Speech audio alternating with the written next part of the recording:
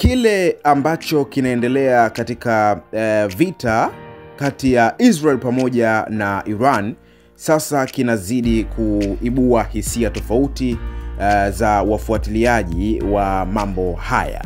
Ni habari za kimataifa na jina langu naitwa Jimson Natson. Karibu, hii ni Clouds Digital.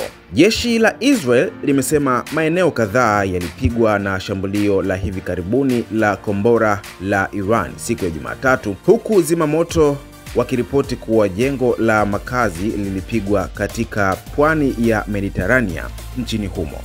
Vikosi vya utafutaji na uokoaji vimetumwa kwenye maeneo kadhaa yaliyoathiriwa nchini Israel kutokana na shambulio la hivi karibuni kutoka Iran, jeshi lilisema katika taarifa muda mfupi baada ya kuambia umma kwamba wanaweza kuondoka kwenye makazi yaliyolindwa. Huduma za zimamoto wakati huo huo zilisema waokoaji walikuwa wakiendelea kwenye uokoaji katika jengo ambalo lilipata pigo moja kwa moja. Shirika la utoaji huduma za dharura nchini Israel, Magen David Adom, lilichapisha picha za timu ambazo zilikuwa zimetumwa katika mji wa pwani wa Haifa zikionyesha magari kadhaa yaliyokuwa yakiteketea kwa moto na jengo la makazi ambalo lililipuliwa na mlipuko.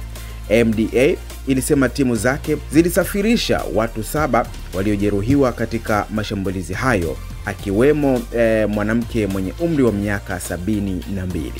Mhudumu wa afya Shira Guri alisema alitumwa katika jiji la kaskazini mwa Israel ambako jengo na magari yameripotiwa kuwaka moto kutokana na athari za roketi. Ni Jimson Natson, hii ni Clouds Digital. Asante kwa kufuatilia.